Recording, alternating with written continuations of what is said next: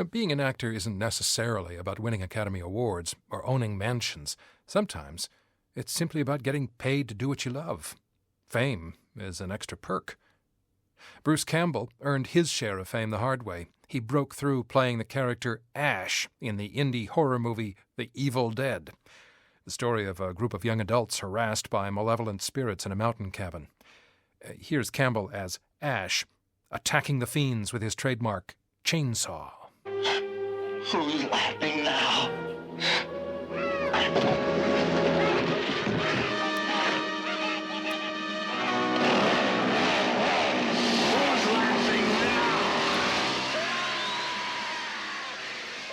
Evil Dead was just bad enough to be camp and just good enough to become a cult hit with a couple of sequels.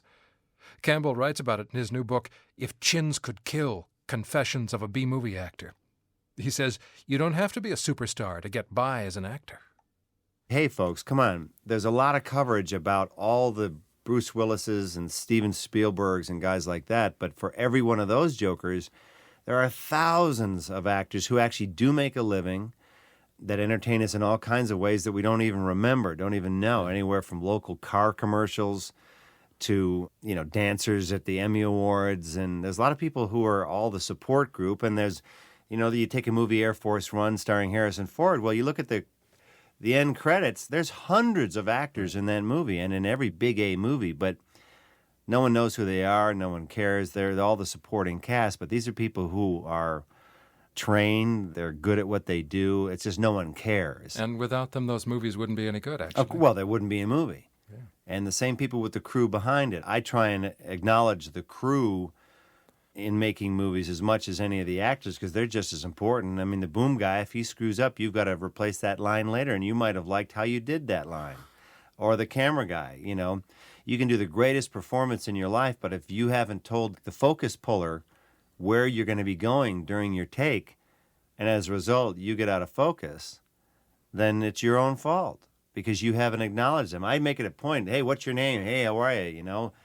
Give them, candy and Tic Tacs in the morning, whatever it takes to bond with these folks because they can be your closest allies. And I think there's this whole royalty thing set up with big movies that, quiet, so-and-so's on the set, don't talk. It's like, get out of here. There's a lot of information that has to go back and forth between people. With a focus puller, I'd usually say to them, okay, I promise I'll only get this close to the camera, and I promise I'll only go this far back, but I need this range to do my thing. And they'll go, fine. You make a deal with them. How much of this is because you got into this so early? I mean, when you and your friends began making movies back when you were in, 8th grade? Yeah.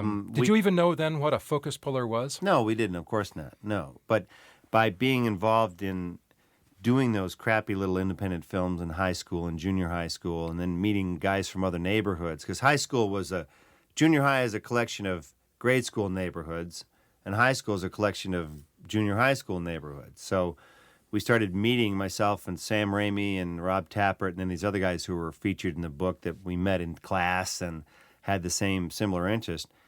We all did everything on the movies. There were no set jobs. The producer was just someone who bought the most film, or who made the most phone calls. We needed a bunch of people for a pie fight. Okay, I'll make some calls. So, okay, I guess you're the producer. The one who came up with the most ideas is pretty much the writer. We had 2 or 3 directors, but eventually one would just get credited. So it taught us to do a bunch of different things. Let's talk about Evil Dead for a little while, because that was your first big filmmaking. That's right, our first film period. Your first film period. But that was your entry into the world of filmmaking. Yeah. It doesn't sound like it was what you expected it to be. Nothing was, because we had no expectations. It was more like, geez, we got money from real investors. They signed a real piece of paper. This wasn't some, lend me $5,000 to go make a movie. This was sign on the dotted line, $10,000 a piece. We told them what we intended to do with the money. We told them when we thought we would get it back. How many of you were involved at the beginning? 3 of us, myself and Sam Raimi, who I had met in drama class in high school, and then Rob Tappert, who was a Grosse Pointe kid, who I met once Sam went to college at Michigan State. What did you have of the movie when you started? Did you know what you were going to do? We had a script. We had done a prototype on Super 8, because that was our millimeter of choice. We did about 50 Super 8 movies in high school, ranging from comedies to war films to dramas, detective films, pretty much everything.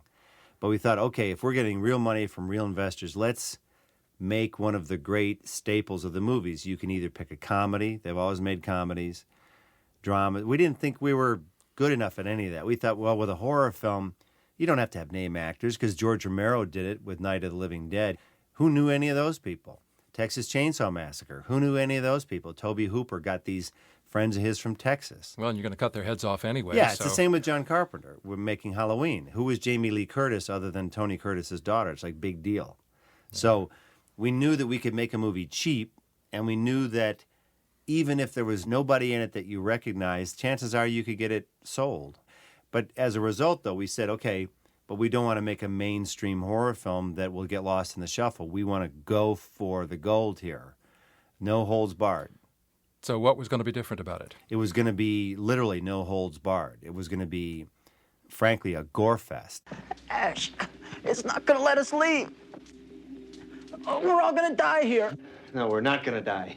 We're all going to die. All of us.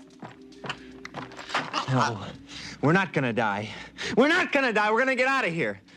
Don't you see, Ash? They're alive.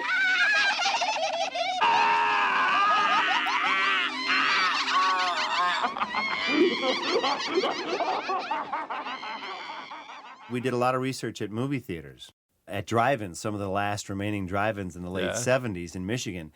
If there was a boring spot in the movie, these people, they'd turn their headlights on and honk the horn and scream obscenities out their windows, and we went, okay, let's keep this thing moving for people. So we decided if we're going to get into the horror world, let's not pussyfoot around. Let's go for it. So at the point where they're going to start turning their headlights on, Something more happened. blood pours off the screen. Kind of. There was this guy, Andy Granger, who was one of these crusty old exhibitor types that Rob Tappert's family knew. His mantra was, as a theater owner, if it's a horror picture, keep the blood running down the screen. He didn't care about the plot, didn't care about anything, but keep the blood running. You made this film. It took you longer than you expected it to. You lost some people as you went along, and after that they were still in the movie but shot from the back or something like that. Yeah, we did a whole series of pickups with people who were not them. The original shoot was supposed to be 6 weeks long, and it went 12 weeks long. So we had people who had to go back to school. They had jobs they had to go back to. They went home for the holidays. They were like, forget you guys. So we shot whatever we needed to from the front, and then from behind we just used other people. They put the shirt on. They put a wig on or whatever. There was a name you used for it from the Three Stooges? Yeah, they were Shemping. Shemp was a member of the Three Stooges at one point. There was Moe, Larry, and Curly is what most people remember. But Shemp worked with them for a time. They would make a bunch of them at the same time, and Shemp had a heart attack and died. So they had to finish off 3 or 4 shorts with a fake Shemp, a guy who just came in and covered up his face really poorly. And then Moe, just to get him out, would go, Shemp, go guard the door. And he'd go, right. Beep, beep, beep, beep, beep. And they would dub in his old lines until he got out of the shot. And we used to watch it every day after high school, and we thought, what is with that? We noticed, because we were starting to notice editing and filmmaking techniques. We went, that guy's not Shemp.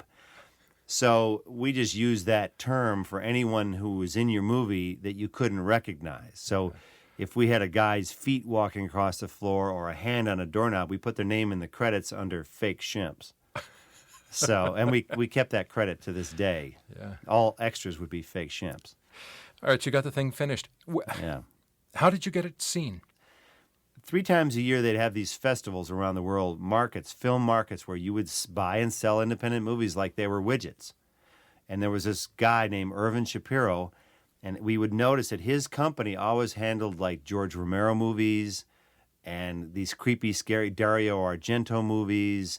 And we thought, well, maybe he'll get what it is that we've got. So we contacted him. He was 85 years old when we met him. This guy went all the way back to the 20s and was a really honorable guy. And he saw our film and said, well, it's not exactly Gone with the Wind, but I think we can make some money with it. Because he knew who to sell it to.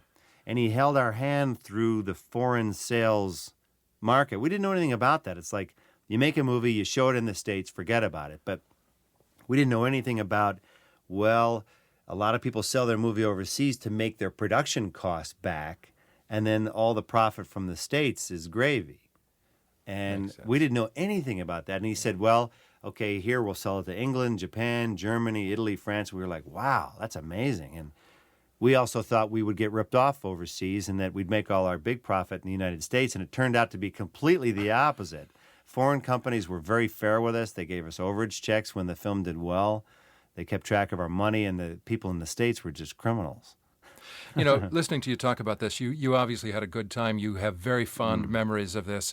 It's made your career in a lot of ways. I mean, it gave you an in to Hollywood. Oh, absolutely. People, they bring up the Evil Dead question, and they usually are very tentative with it and hesitant because they think I'm going to say, I don't want to talk about that anymore. But I can relate everything that I've done today directly back in a connected link to that first crappy little horror film. But on the other hand, a few minutes ago, you said you cringe a little bit every time they say Bruce Campbell, best known for Evil Dead. It's a two-edged sword. So eventually I'll just make peace with the whole thing and not worry about it one way or the other.